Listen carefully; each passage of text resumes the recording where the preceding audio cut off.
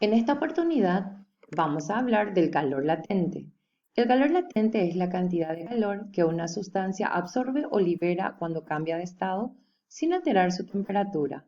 Tenemos de ecuación que el calor latente es igual a la masa por una constante llamada justamente también calor latente. Esa constante ya viene tabulada para cada cambio de estado y para cada sustancia. Aquí tenemos un esquema donde vamos a repasar los diferentes cambios de estado que puede sufrir la materia. Aquí tenemos el estado sólido, donde los átomos y moléculas están bien juntas, están bien ubicadas. Tenemos el estado líquido, donde las moléculas están un poco más sueltas, y el estado gaseoso, donde ya las moléculas están bien separadas y con grandes movimientos.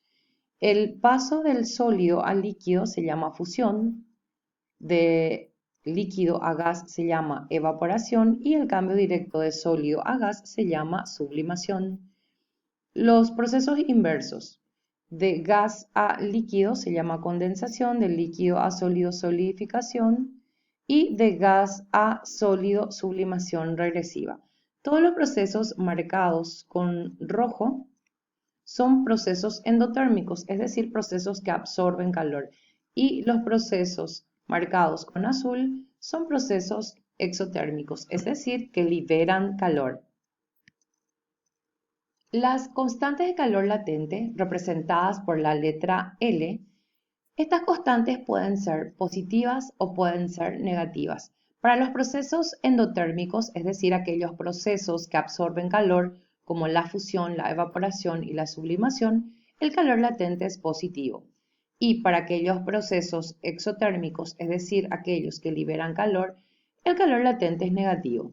Para la solidificación, condensación y la sublimación inversa.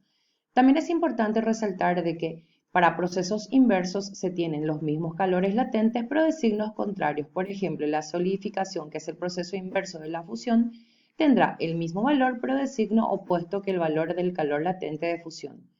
El calor de condensación será el opuesto del calor de vaporización y el calor latente de sublimación inversa será el opuesto del calor latente de sublimación.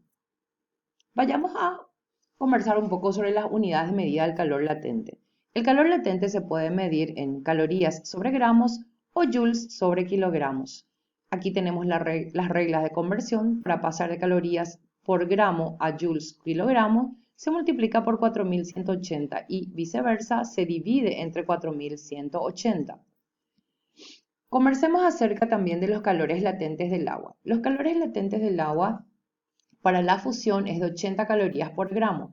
La solidificación, que simplemente es el proceso inverso, es menos 80 calorías por gramo. Entonces, esto en consonancia con lo que habíamos mencionado, que para procesos inversos se tienen los mismos calores latentes, pero de signos contrarios. El calor latente de vaporización, 540 calorías por gramo, y el proceso inverso, que es el calor latente de condensación, menos 540 calorías por gramo. Vayamos a resolver un primer ejemplo. Calcule la cantidad de calor necesaria para derretir 800 gramos de hielo que se encuentra a 0 grados Celsius. Veamos que en este caso el hielo ya se encuentra justo en su estado o en su punto, mejor dicho, de fusión.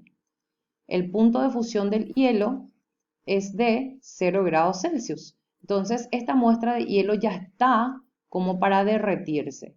Entonces, la pregunta es, si ya está en el punto cuando va a empezar a fundirse, ya está a 0 Celsius, ¿cuánto calor necesito que absorba para que se derrita totalmente y se convierta en agua a 0 grados Celsius? O sea, solamente estamos hablando de la parte en que tiene que cambiar de estado, o sea, la energía necesaria para que cambie de estado sin que varíe su temperatura.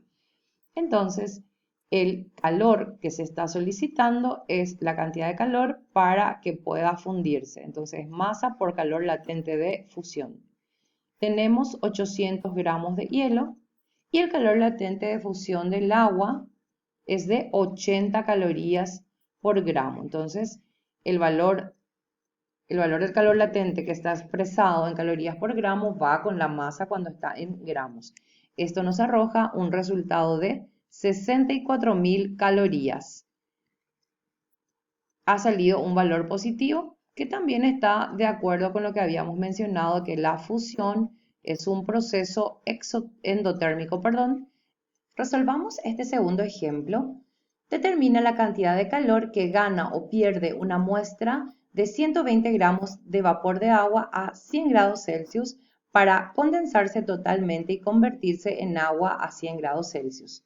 Es importante mencionar que si tenemos vapor de agua que justo está a 100 grados Celsius, significa que está justo en el punto donde ya va a empezar a condensar y a convertirse en líquido. Entonces, mientras pase del estado gaseoso al estado líquido, no va a cambiar de temperatura, va a liberar calor hasta convertirse totalmente en líquido. Entonces, solamente la cantidad de energía que en este caso debe liberar, entonces esperamos que el calor sea negativo, para condensarse totalmente sin que varíe su temperatura. La ecuación sería: calor es igual a masa por calor latente de condensación.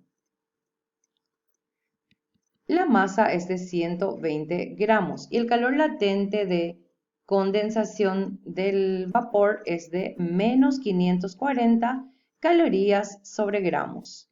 Esto nos arroja un resultado de 64.800 calorías. Y esperábamos que salga negativo, ya que la condensación es un proceso exotérmico, donde se libera calor. Este es el problema 531 del libro de Bongiorno, pero no lo vamos a resolver en este video, ya que es parecido al ejemplo 1 que hemos desarrollado, y puedes mirar de modelo ese problema para poder resolver solito este problema. Este es similar al segundo ejemplo que hemos desarrollado. Y nos vamos directamente a desarrollar este problema 533, que es un poquito más complejo. Y dice lo siguiente: el calorímetro de la figura, cuya capacidad térmica es despreciable, posee un agujero A, que está en este sitio. Se colocan en el calorímetro 30 gramos de hielo fundente. Esto significa que el hielo está justo en su punto de fusión. De calor latente 80 calorías por gramo y una masa 2 de un metal que tiene 100 gramos. De calor específico 0,20 calorías sobre gramos grados Celsius a la temperatura θ sub m, alcanzando el equilibrio térmico entre el hielo y el metal. Se observa que restó un tercio de la masa inicial del hielo. ¿Cuál es la temperatura θ sub m? O sea, ¿cuál es la temperatura a la que se estaba manejando este cuerpo? Aquí debemos entender de que la cantidad de calor que el hielo necesita absorber es la misma cantidad de calor que el pedazo de metal necesita liberar. Entonces, calor que necesita liberar el metal. Entonces, escribamos la conservación de la energía. Entonces, Q del hielo más Q del metal debe dar 0. Esto es calor latente, pero esto es calor sensible para el metal, ya que el metal no cambia de estado. Cuidado porque en este sitio acá voy a aplicar calor latente de fusión, masa por calor latente de fusión, y aquí masa 2 por calor específico por variación de temperatura, que es temperatura final menos temperatura inicial. La masa de hielo, no vamos a usar estos 30 gramos, porque dice que restó un tercio de la masa de hielo, o sea, solamente logramos que se derritan 2 tercios de 30. Y 2 tercios de los 30 gramos vendría siendo 20 gramos. Entonces, ahora reemplazamos esa masa, la masa derretida de hielo, el calor latente de fusión, la masa del metal, el calor específico del metal, la temperatura final de equilibrio, que es de 0 grados Celsius, y la temperatura inicial a la que se encontraba el metal, que es lo que necesitamos saber. Entonces, resolviendo esto, tenemos un valor de 1600, esta parte tenemos 20, y acá es menos T sub 0, entonces esto quedaría negativo, menos 20 T sub 0. Luego, haciendo un arreglo algebraico que ustedes ya manejan, llegamos a la temperatura inicial de 80 grados Celsius para el metal.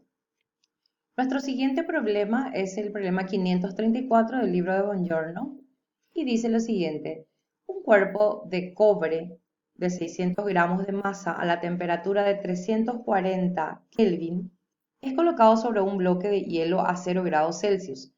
Despreciando a las pérdidas de calor, determine la masa de hielo que será fundida, siendo el calor específico del cobre 0,092 calorías sobre grados Celsius.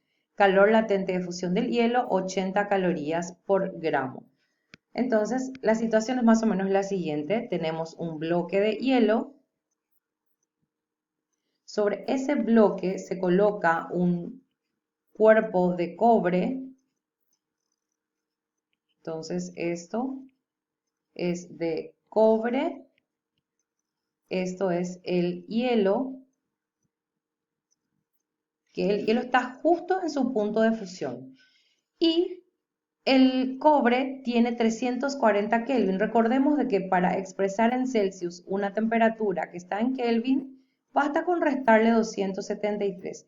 En nuestro caso, entonces, 340 menos 273, tendríamos una temperatura en Celsius de 67 grados. Perfecto, esta sería entonces la temperatura inicial a la que se encuentra el cuerpo. El hielo se va a ir derritiendo, se va a ir derritiendo. ¿Por qué se pide la masa de hielo que será fundida?